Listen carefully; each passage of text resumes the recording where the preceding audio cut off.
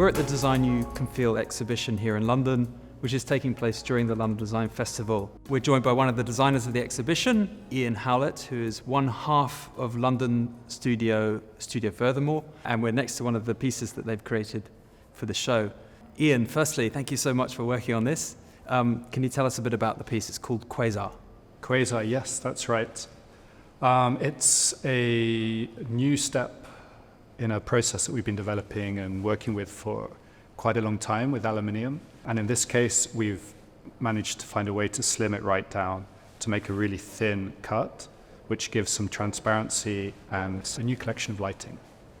So this is a kind of proprietary technique of yours. I know you're very secretive as to how exactly it's made. It kind of mimics lava in many ways, lava stone, but it's of course aluminium. I'm not expecting you to tell us the recipe for how you made it, but this is a body of work that you've been pursuing for a number of years now. What was the motivation and interest in the first place? We started with ceramic foams, and we stumbled upon a NASA science paper that was describing a ceramic foam process, and we wondered if we treat it kind of like a food recipe and we just follow it in our studio in a kind of a craft method, if we could kind of get something that we could work with. And that worked really well.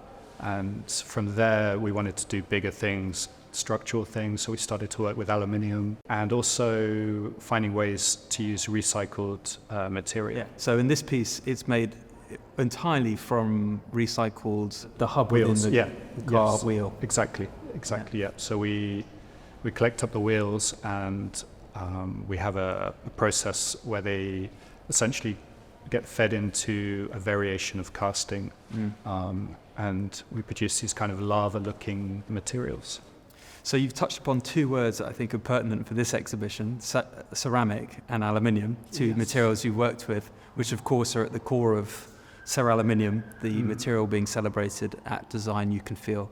We were keen to involve you in the exhibition partly by virtue of that, and I love the fact that you draw a different kind of tactility to the material aluminium that we probably in our minds associate with very differently.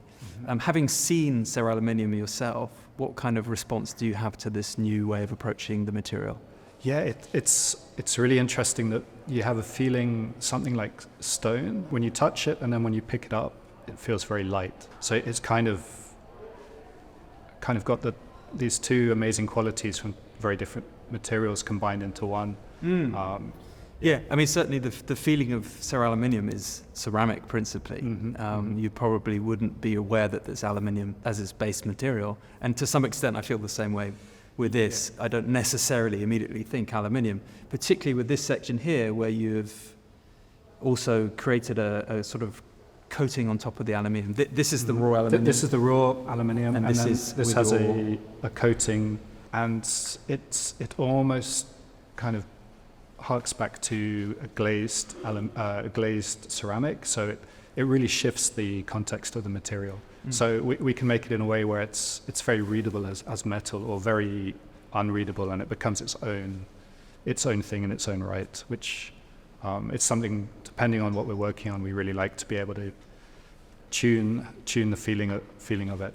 It's sort of a chameleon coating, so as you move around it, or as the light changes, it shifts between, in this case, it's kind of like a biro ink feel to it. So it's a little bit a deep blue and a purple, and it really shifts around with the light. And speaking of light, of course, we're making a great assumption that everyone knows where the light source is coming from, which is indeed in this section here. You have a very, very fine LED strip that just beams a certain amount of light on that refracts back. Yeah, the result's really beautiful. Ian, thank you so much. It's been a pleasure talking to you. Thanks. Thank you very much.